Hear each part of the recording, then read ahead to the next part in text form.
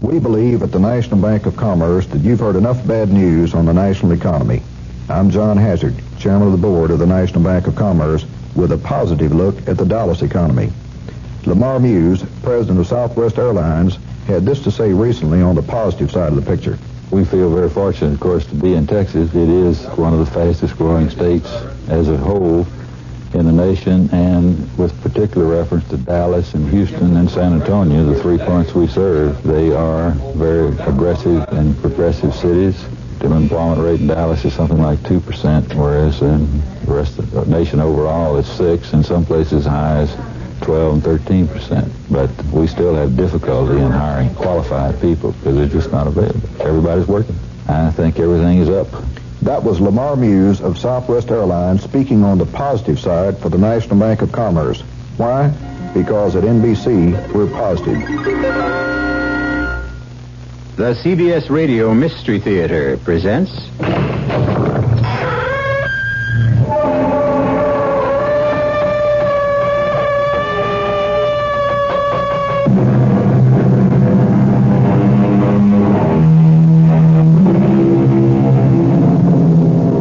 Come in. Welcome. I'm E.G. Marshall. Listen to a story of greed, innocence, incalculable malevolence, and a mystical, fantastical watch. A watch whose hands held the power of life and death. Our tale is played against the background of the sun-drenched Mediterranean North Shore, around and about the most famous gambling casino of its day. And it takes place some 100 years ago. But the scene is not sun-drenched as our story begins. It's a devil's night out. Look, John, a driveway lined with statues. Come on. There must be a house where we can seek shelter. Not there. For God's sake, Charles. Why not? That's the haunted villa. You? Superstitious? About that place. Anyway, it's boarded up. Has been for years. There's the house now. Maybe we can find some shelter. There is the house. The lightning hit it. I can't look. It's as bright as molten steel. It's gone. Melted as it had never been. Let's get out of here, Charles. I could swear I saw that thing jump and run into the house. The whole villa is lighting up. Maybe it's on fire. Don't be silly. It's lamplight. And look, the door has opened. Welcome, strangers. Come, this is no night to be abroad. Welcome to the Villa di Despair, the house of despair.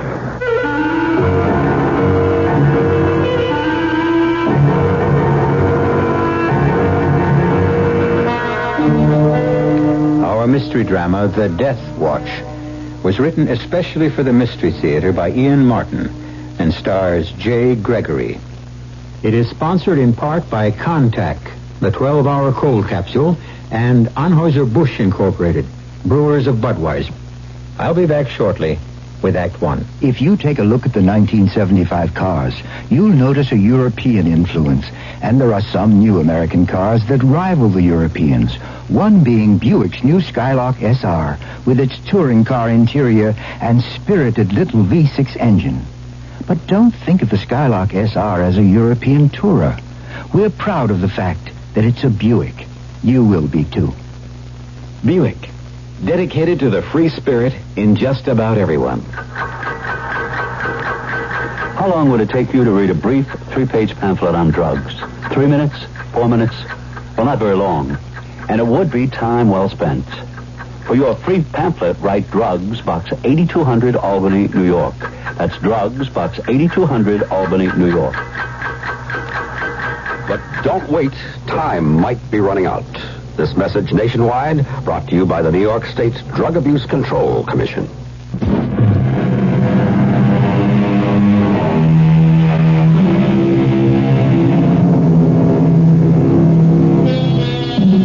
A black night. A witch's night. Orchestrated with a drum of teeming rain. The wind, a wail of violins.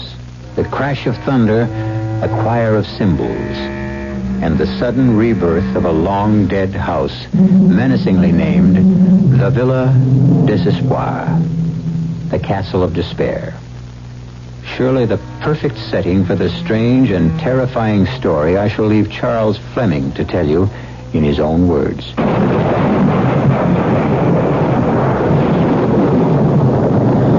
For a brief second, which seemed endless, John and I sat frozen into immobility, staring at the tall, thin figure. The bristling black eyebrows and the deep widow's peak only emphasized the height of his brow, the parchment white of his skin. Beside him lurked a misshapen dwarf with an oversized head. Every instinct told me to turn and run, but every external feeling cried out for shelter. Come, gentlemen. Kadrash will see to your horses. Kadrash, I will tend the fire. It is well lit by now. I've got a funny feeling about this, Charles. So have I. But we're armed, and the horses need rest more than we do. You said it was still at least an hour's ride. In this weather. But I don't like his looks. No question. Watch it. The man wants to take the horses. Don't expect any answers from Kadrash, gentlemen. He is a deaf mute. But you can trust horses to him. They will never have gentler or more loving care.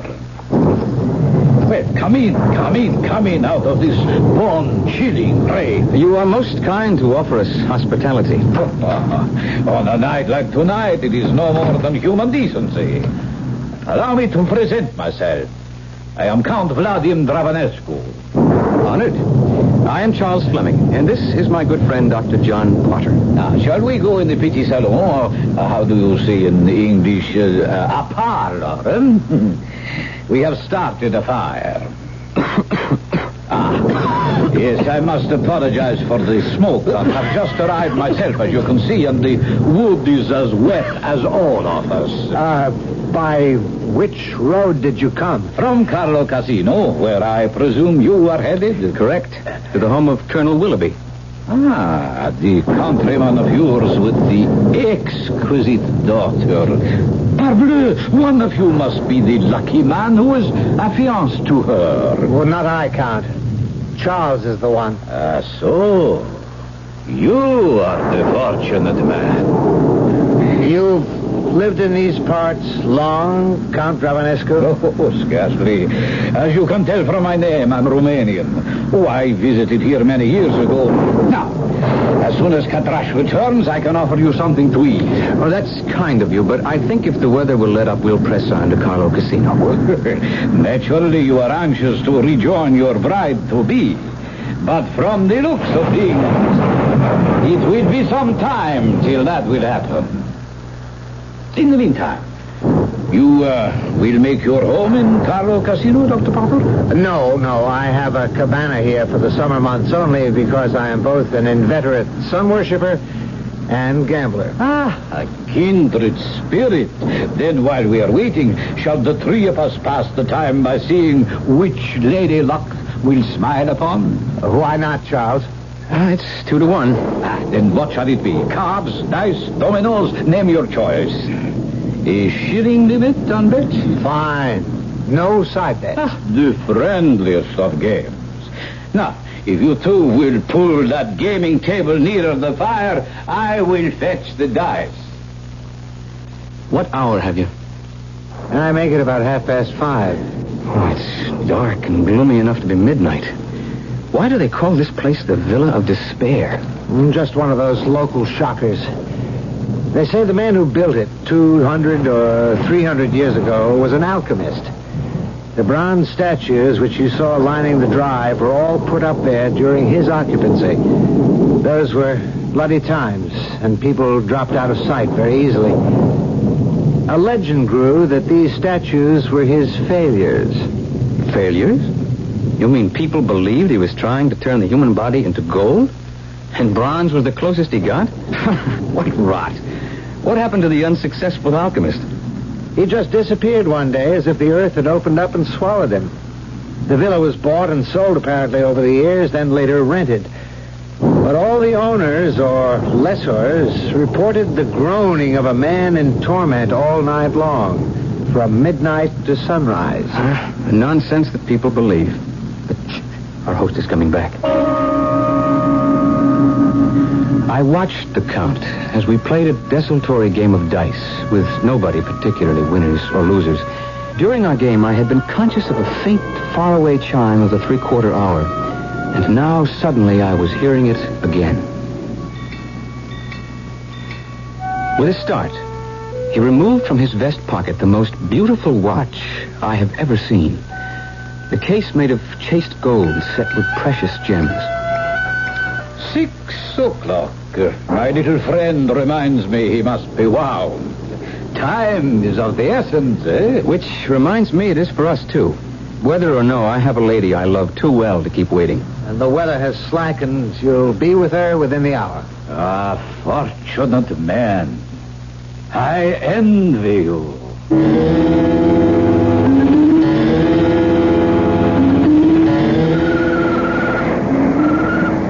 Oh, my darling.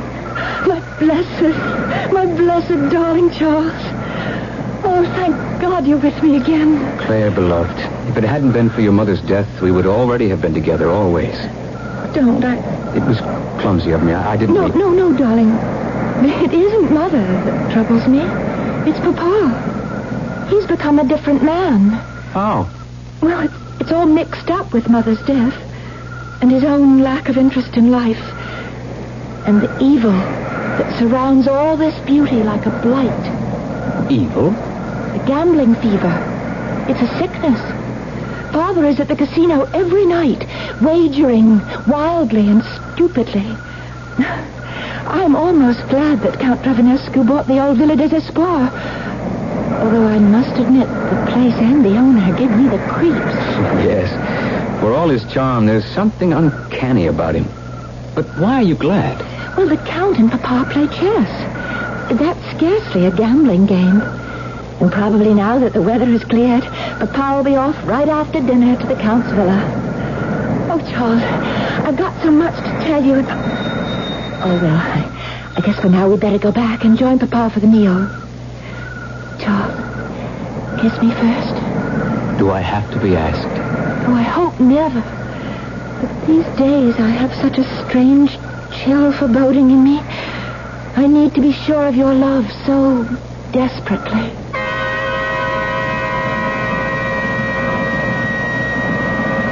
Claire's mother had died 4 months ago, just before our planned wedding. Naturally, it had to be postponed. And it was not surprising that Mr. Willoughby, plagued by the rheumatism and now the loss of his wife, had fled to the Mediterranean to try to recuperate. What was shocking and ominous for Claire's and my happiness was what I watched in the following weeks. Claire's father had become a compulsive, obsessive gambler. Our invitations to Villa des Espoirs, in spite of Claire's and my feelings of revulsion for the Count, were always a welcome relief. Till this one particular evening. Claire and I had walked out to the patio, high over the blue Mediterranean, as the Count and her father started to play chess. But by the time we returned, the game had become backgammon. Double. That is 16s. You don't have to accept. Your position is virtually hopeless. Ah, life is never hopeless, old friend, as long as you have it. I accept the double. A 5 and a 2. You have me blocked. Perhaps I was a fool to accept the double. What does it matter? It's only a game, as I said. My dice. On the pair of 5s I just rolled, I must double again. 32, and the odds are insuperable. I would have to be superhuman to win. Wouldn't I? I doubt if even the Lord's help could bring you through. Will you concede?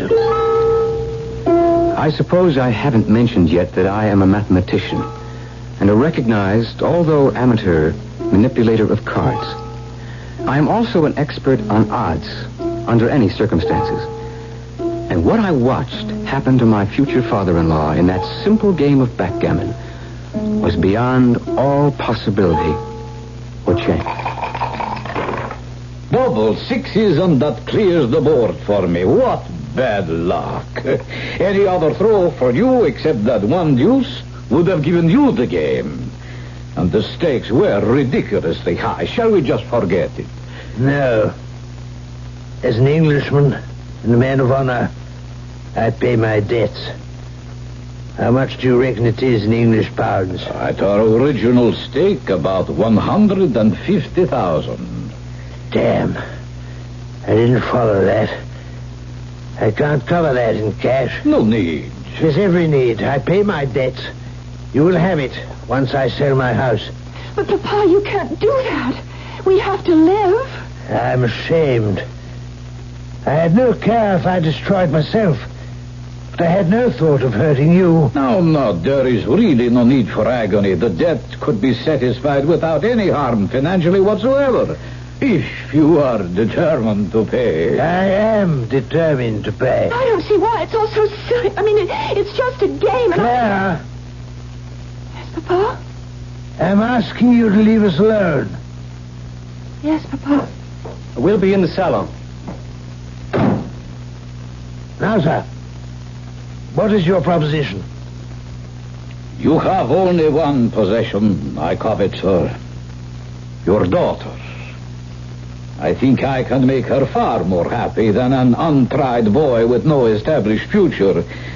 If you would give me her hand, or the opportunity to court her openly, why then, it would be I who were completely in your debt.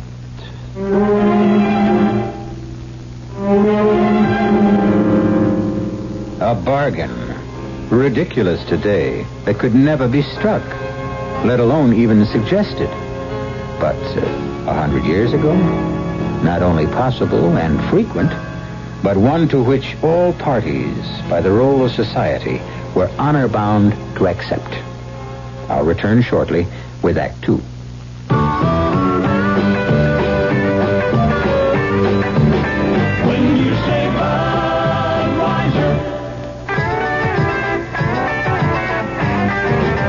When you say bud, you say a lot of things nobody else can say.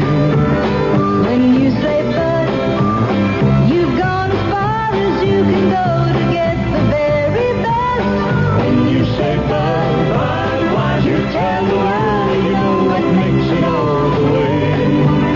When you say bud, you say you care enough to only want the clean up beers. There is no other one. There's only something left. Because the king of beer is the another end. When you say Budweiser, you say Anheuser-Busch, St. Louis. When a man buys a woman a kitchen appliance for Christmas, could be he's got his favorite foods in mind. Well, that may seem a little sneaky and underhanded, but it's smart, too.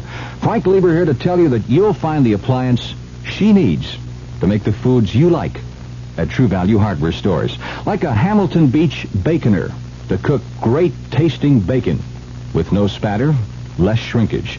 She'll just drape the bacon over the Teflon cooking surface. It cooks both sides at once. Or the Hamilton Beach 18-quart roaster. Bakes, roasts, and cooks delicious family-sized meals, yet it's big enough to hold enough food for a crowd. True Value Hardware stores have another Hamilton Beach appliance, too. The Switchblade knife makes fast work out of slicing meat, bread, and more. Has a hole in the handle for balance control. Slices both vertically and horizontally. You'll find these and more at participating True Value Hardware stores.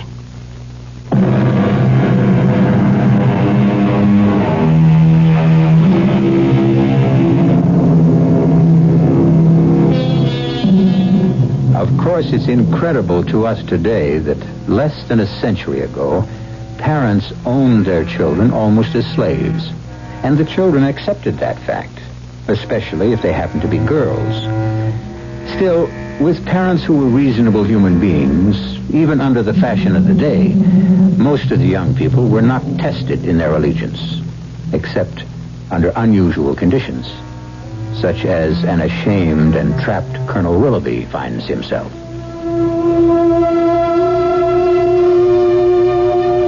For obvious reasons, I was not present when the Colonel told Claire of his bargain with the Count. Had I been, none of the rest of this story might have happened. I won't, Papa. I won't. You can't make me. You don't have to pay this debt. The Count himself told you. It's a matter of honor. Well, I don't think it's that at all. Charles thinks that the Count cheated you. You can't cheat at backgammon, my dear. Yes, you can if... well, what did Charles call it? If you switch the dice. Now, even if he could have changed his, as far ahead as I was, it was impossible for him to win without any bad luck with my dice. But Charles says that he could have palmed your dice. Charles says. What does he know about it? Well, he just graduated ahead of his College of Mathematics. To be a teacher. A poor enough living at best. But enough. I must pay him the money. Well, sell the house. But don't sell me, Papa. I have to think of your future. The Count is well born, rich. He is a much-traveled, brilliant man who can introduce you to a life of ease and comfort. I don't want a life of ease and comfort. I want a life of love and happiness. Oh, no, Papa. No, there's no way that you can make me. Hush, Claire, beloved. I intend to honor my debt. I can do no less. That means I can leave you no dowry. I think we owe it to Charles to let him know that. Papa, Charles and I don't need anything from you. We can take care of ourselves. Charles has a teaching job waiting, and we don't need much as long as we have each other. It's midday. I think I'd take a rest in the study before lunch.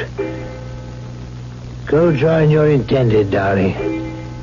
I've interfered enough with your holiday.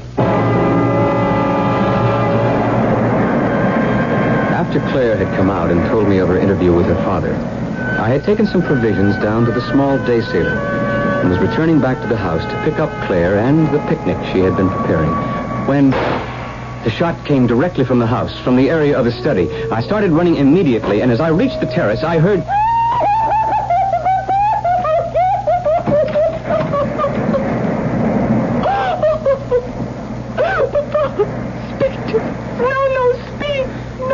What happened? He shot himself. Let me see, Claire. No, I'm afraid to. Is he? No. His pulse is still quite strong. And he's breathing. Yes. Don't let him move till I get a doctor. No. Thank God John isn't far off. Here, use my handkerchief and my scarf to stem the blood. Yes. Use pressure. I will. Try to keep him from bleeding any more than you can. Just hurry.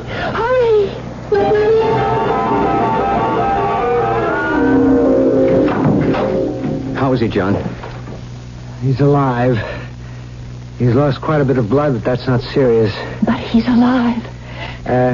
Yes. Should he be removed to hospital?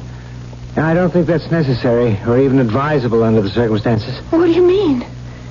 The bullet entered the throat, passed through the mouth, and came out near the temple.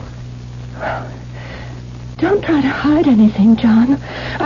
We've got to know sooner or later.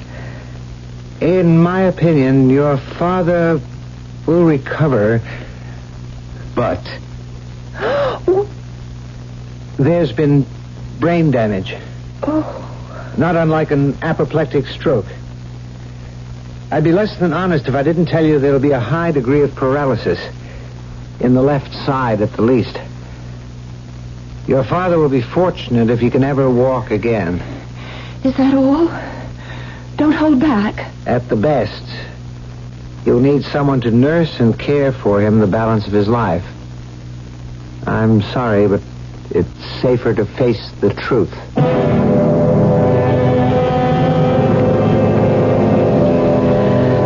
I know John. He's my closest friend. And I thought he was being cautious. But he was telling the exact truth. It was soon enough obvious that Colonel Willoughby would be a helpless invalid for the rest of his life. And to care and house him There seemed only one normal solution. There just isn't any other way out, Charles. Papa has other debts. The house is heavily mortgaged, and even its sale won't help much. Papa is going to need the kind of care that you and I can't provide for him. I'd argue that. And for sure, there's one thing. You are not going to marry the Count. What else can I do? Although he can't find any way to say it. Papa feels that he's made a marriage contract. I don't understand. I never will. Your father brought all this on himself. Well, he is my father, and I can't abandon him. I'm writing this, my darling, because I am not brave enough to tell you in person. I have signed a marriage contract with the Count that will provide for my father's care for the rest of his life. For 20 years, he has taken care of me. I cannot shirk my responsibilities to offer him the same in return. I am sending this to you by John's hand. Please, for both our sakes, let it be goodbye, for there is nothing left for us but tears. But oh, I love you so, and always will.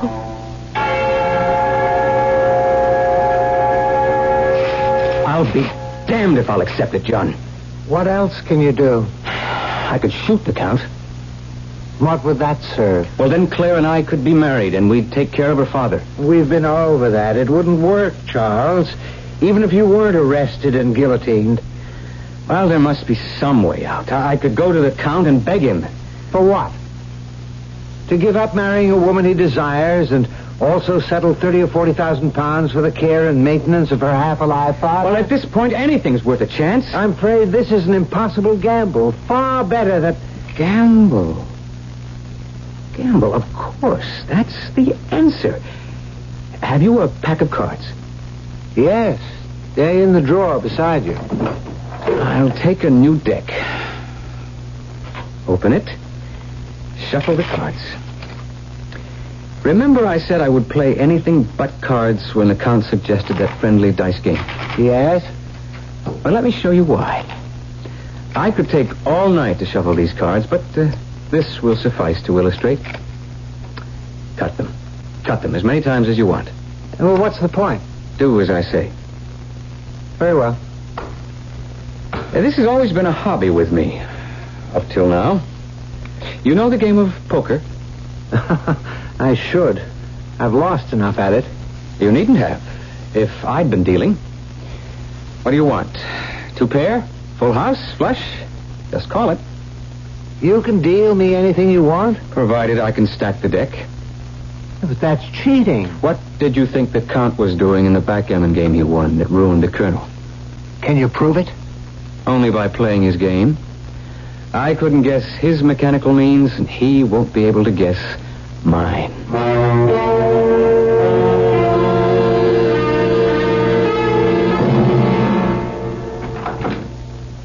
Bad luck that your horse should throw a shoe, but Kadrash will treat his horse and have him reshod as good as new. In the meantime, what can I offer you, gentlemen? Sherry, brandy? I'm not much for drinking by daylight. How about a game of chance to while the time away? Perhaps, if these stakes are interesting enough. I think I can make them as interesting as you want. As for example? If I win, you tear up Colonel Willoughby's IOU and the contract of marriage to Claire. And if you lose? I give you my life.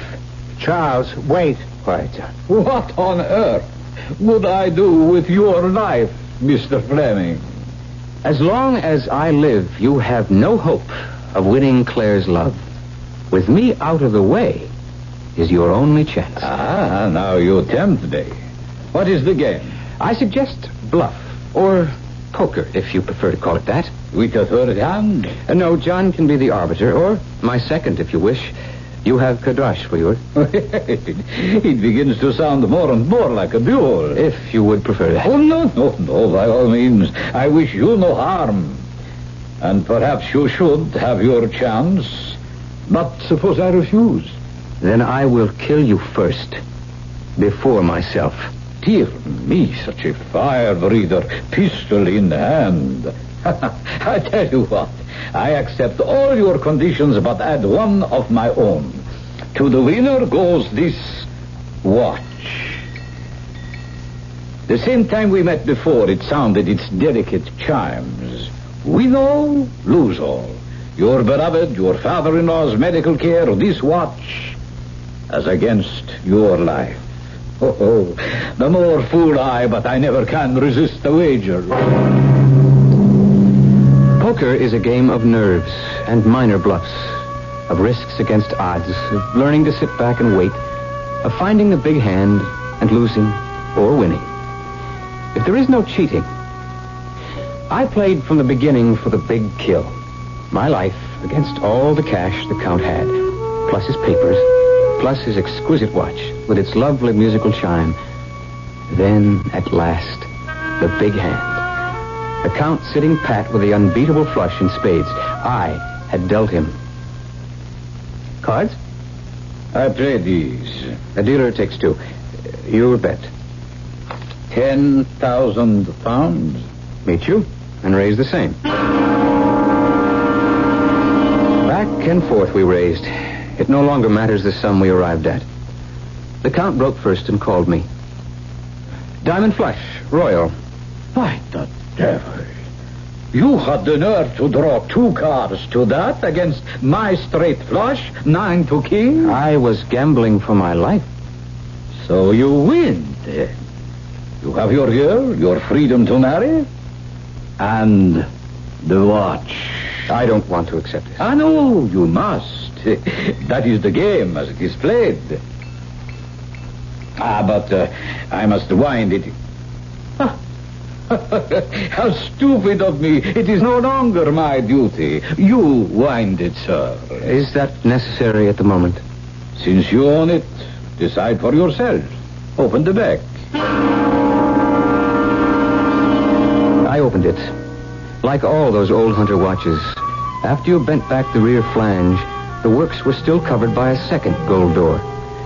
On this one were engraved the words, "Wind me at 6, or before the sun sets, or by 12 that same day, your own sun sets." Which of us is loser or winner, Mr. Fleming, eh? You have your girl. But have a care for your life.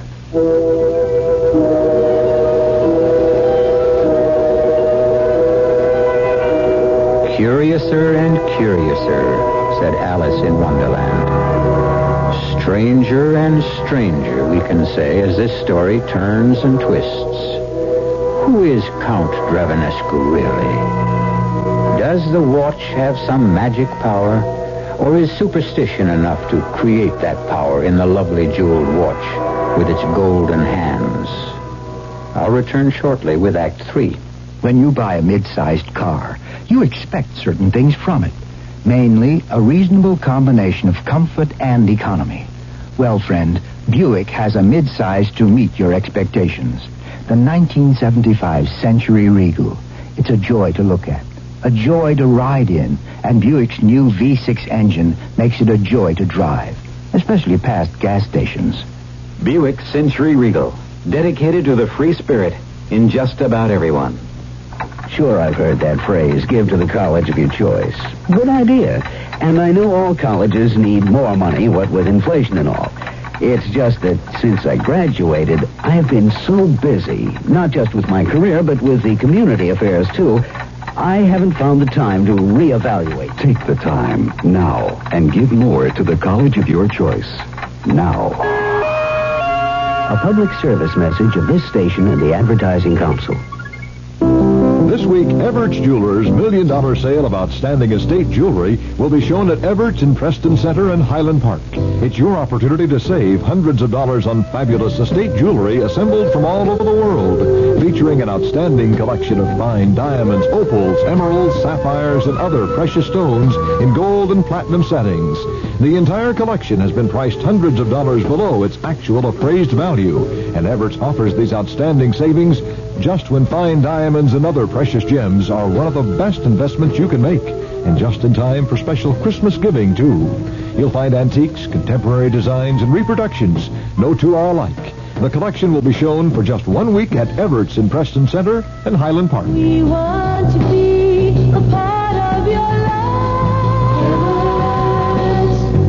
Everett's $1 Million Estate Sale. Preston Center and Highland Park stores only. Everett's Jewelers.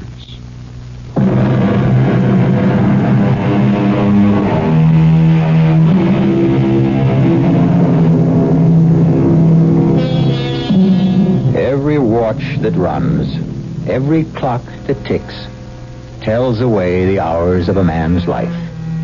But none so specifically as this curious chronometer claims to, if it is really dangerous. Certainly, as Charles reports back joyfully to Claire, nothing is further from his mind than the watch, or that it might have any significance in his future. I feel as if someone reprieved me from the Bastille. Just before my personal tumbril was about to roll. You're sure you don't harbor any secret desire for Count Dravanescu? Oh, what would make you say that? A slightly guilty conscience.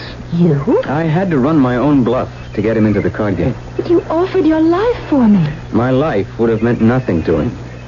Except? Well, I had to say that as long as I was alive, he could never hope for your love or regard. Which was only the truth. I hope. Oh, I want you to believe. I believe. But? Well, there's something about this man. You have to sense that somehow he has enormous powers, enormous resources. But he can't touch us now, Charles. I cheated the Count, you know. He cheated my father, you said. Yes, but two wrongs don't make a right. I'm sentimentalist enough to wish I could have won you in fair battle. Oh, you didn't have to win me, Charles. I was, am, and always will be yours. Nothing can interfere with that. Charles, just to make sure, will you do something for me? Anything. Well, you've already proved that. But just once more, will you drive me out to the villa? I want to talk to the Count myself. There's no need for that. Ah, you're not afraid I'll change my mind? Of course not, but I only sense that any contact with Count Vladimir Dravanescu is fraught with a kind of inexpressible danger. Feeling like a superstitious fool, I agreed to drive her out the following afternoon. I dressed carefully and scrupulously for the encounter, forgetting no bauble that would suggest that I was more well-to-do than was actually the case, and not forgetting a pistol, because I had no trust in the Count. The one thing I forgot, or who knows, I was spelled into forgetting, was the watch. So, this is the famous, or should I say infamous, Villa des Espoirs. Look at the bronze statues. I'm looking. Oh, they're so lifelike. Hope that old legend John tells isn't true. Look, Charles, one of the statues is missing. That's the one that was struck by lightning first night John and I were here. Well, let's forget that for a moment. Charles? Yes, dear? Will you let me see the Count alone? I think I can make an easier peace between us. Whatever was said between them left Claire happy and released by the time she returned to me. I suppose he duped her as thoroughly as he duped me, by consuming time. It wasn't until we were leaving that I realized that it was almost 6. It was a late sunset that evening. On the way back, Claire couldn't understand my reckless haste. Charles, do we have to drive so fast? What time is it? Just before 6. Damn. What's the matter? Oh, just something foolish. You know this road. Can we make it back home before 6? No, not a chance. Why does it matter? Father has his nerves. Why do we have to hurry so dangerously? On the way home, I should have told Claire about the watch and its special chimes, which musically told the hour and the legend about its winding, and the 6 hours of life that were left to the one who owned it and forgot to wind it before 6 o'clock. But it seemed such a ridiculous fancy that I decided to forget about it. Except suddenly I was assailed by an unreasonable pain in my stomach. What is it, darling? I don't know, dear. Just a sort of a cramp. But you're in pain. Not anymore. I must have thrown a muscle out of alignment for a moment. I'm fine now. How soon will we be back at the house? Oh, not about 15 minutes or less. Good. I couldn't wait to get home to rewind the watch in the hope of gaining some relief. For instead of just my former slight twinge of superstition about the watch's deadly warning, the pain and a sort of creeping paralysis that seemed to be affecting me had changed my mind. I no longer considered that malicious message a joke in bad taste, but perhaps the literal truth. That damnable watch. When I snatched it out of my bureau drawer, it was running. The hands at 6:30. And the chimes, which had sounded so sweet and gentle before now, rang in my ears stridently as if tolling my approaching death. I tried to wind it, but the stem was frozen as I was becoming myself. The agonizing pain was spreading out like some evil flower, and already I felt like a corpse with rigor mortis setting in. Pocketing the watch, I went first to see John. There's no particular symptom I can put my finger on, except I don't like your reflexes. What's the matter with them? Well, they're sluggish. Your pulse and heartbeats are a little slower than normal. I'd like to put you in the hospital for observation. No. Certainly by tomorrow, if you don't improve. If I don't improve by tomorrow, I'll be dead. There's only one person who can help me now. You cheated me into winning that watch from you. My dear Mr. Fleming, you were the cheat. You cold-decked me. You knew? Young man, you are talking to a professional. You were an amateur. Oh, an accomplished one, but still an amateur. I've never cheated in a game of cards in my life before. But I felt I could against you, since I know you cheated Claire's father in that backgammon game. Certainly I did. All is fair in love and war, correct? But why did you let me win? You told me that yourself. To get rid of that watch. Well, you must help me. You call off the charm or whatever it is. That is beyond my power. And I'm doomed. There's nothing I can do. But at least, whether I'm dead or alive, you will never have Claire. Thank God I saved her from you. So you did. Alas, poor child, she will mourn you, Mr. Fleming. I have no wish to hurt her, so perhaps I can offer you some help. What? How? I have the power to give you an extension of 24 hours. What good is that? Time enough to go to Monsieur Jardinet, the jeweler, first thing tomorrow morning. Have him act as your agent to sell this quickly. Make the price low enough so that someone will be sure to take it as a bargain. I hope I'll last till tomorrow.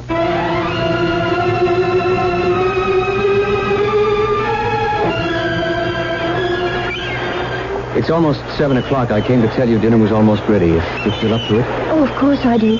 But first, Charles, now that Father is... We're not going to wait to get married, are we? I'm ready tonight. Tomorrow at the latest. Oh, well, I may need a little more time than that. But I'm glad. Because now I can give you your wedding present. Oh, I'm so pleased. I just found it today at Monsieur Jardinet's. And it's such a bargain. Oh, I hope you don't have one like it. What is it? It's a watch. Look, how lovely. And listen to that lovely chime. Just like Big Ben. And then, after, it'll strike the hour and... What is it? What's... Just a pain. It'll go. Claire, did you wind the watch at 6 o'clock? No. Monsieur Jardinet said it was wound tightly, and it would run until tomorrow. Oh, John, what are you doing? Put me down. Where are we going? Villa Desespoir and the Count.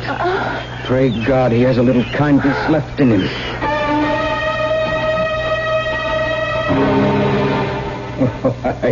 You two little fools to deny me what I want. Whatever I cannot have, I destroy. You refuse to help Claire. Extend her the same time at least you extended me. I not only refuse, I am going to revel in watching your beloved who dared to turn me down, freeze in immobility, like all the other statues that line the driveway. At least I can deny you that. Charles, no! Oh, Charles! No bullet can touch me, Mr. Fleming. No human agency. Then kill me with her. I will not live without Claire. I will be glad to oblige you after you have watched your beloved die in agony. You devil! The Antichrist. That's who he is. But God is on our side. You said no human agency could touch you. But they say God listens to a virgin's prayer. I call on him to strike you dead.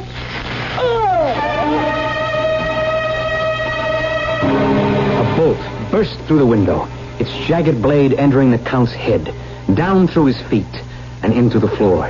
He was one molten blaze of heat, from which we had to turn away. And by the time we turned back, he was gone, and with him, the watch, and all Claire's pain. Already a raging fire had started, and together we fled to Villa Desespoir. Nor would we have stopped our headlong rush, except for one astounding sight, which has remained in the back of our minds, serving to make sharper and greater our thanks to God for the long and happy marriage we still enjoy. Look, Claire. Where? The empty statue base. Empty no longer. John used to sneak in here as a child. No wonder the Count looked familiar to him. Frozen forever again in bronze was Count Dravanescu, his body twisted as if in some inner agony, his face seamed with pain, and the deadly watch in his hand. Villa Desespoir burned to the ground that same night, and the property was disposed of for taxes. All of the statues were sold, except the one of the Count, which could not find a buyer. And so he stands alone in his eternal torture, watch in hand, waiting for a reprieve which will never come again. I'll be back shortly. Give your hand to a friend.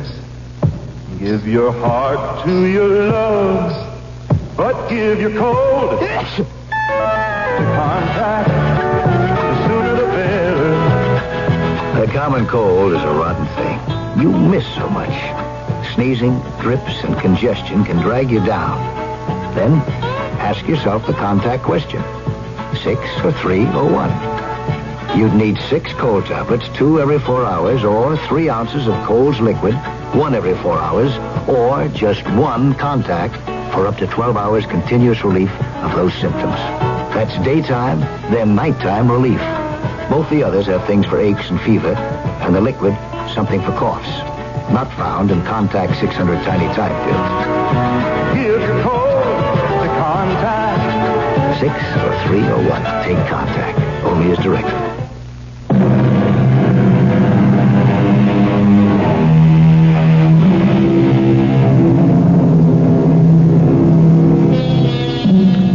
The only pity of today's tale, I suppose, is that the Count Vladimir Dravanescu, as he called himself, could only have been a minor demon. What a pity it wasn't the head man himself. But, as all of us can plainly see every day, the devil's work is never done. I'm sure we'll be meeting him in one form or another in other tales. But then perhaps we shouldn't object too much. He does put a lot of excitement into our tales. Our cast included Jay Gregory, Marion Seldes, Robert Dryden, and Ian Martin. The entire production was under the direction of Himan Brown. And now, a preview of our next tale. Why must he die? He will not die. He becomes part of the body and the spirit, the flesh and the blood of Tezcatlipoca. No! Are you a royal princess or a slave girl? Don't go, Gold Eagle. Refuse. Refuse? Refuse? Yes, you may refuse, Gold Eagle, and spend the rest of your life as a slave. But it will be life. And you will spend every lifetime till eternity as a fugitive from the wrath of Tezcatlipoca. Gold Eagle. His heart will be of no use to Tezcatlipoca if he is not freely given. The sun is about to reach its highest point. You must decide, Gold Eagle. At this moment, we must know your decision. Radio Mystery Theater was sponsored in part by Buick Motor Division. This is E.G. Marshall inviting you to return to our Mystery Theater for another adventure in the macabre. Until next time, pleasant dreams.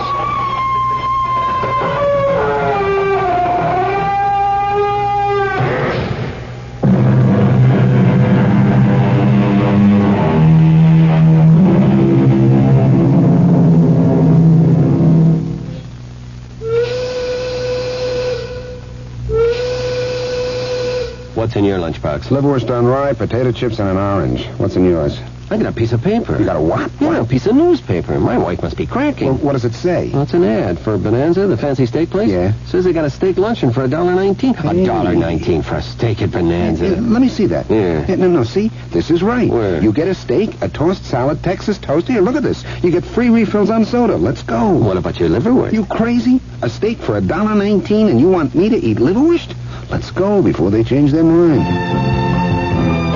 The Bonanza steak lunch for $1.19 is real. You get a delicious Bonanza steak, a crisp tossed salad, and our Texas toast for about the same price you pay to bring lunch in a brown bag. $1.19. You can't beat Bonanza.